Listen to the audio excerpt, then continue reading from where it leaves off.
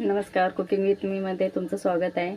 आज मी सरसोचं साग बनवणार आहे। त्यासाठी मी पालक आधी धुवून घेतलेली आहे। आता ते कुकरमध्ये टाकून घेते।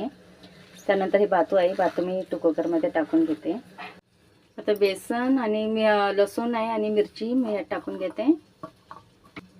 आता थोडं पाणी ओतून घेते, थोडंसं मीठ टाकून घेते। आता इथं 4-5 शिट्ट्या लावून घेते। आता पिसून घेते मी। तूप गरम झालेला आहे। आता मी जिरं टाकून घेते। आता कांदा टाकून घेते। कापून घेतलेलं आहे ते टाकून घेते। थोडीशी चटणी टाकते,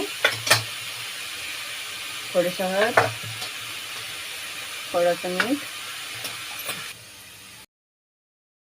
सगळं टाकून घेते।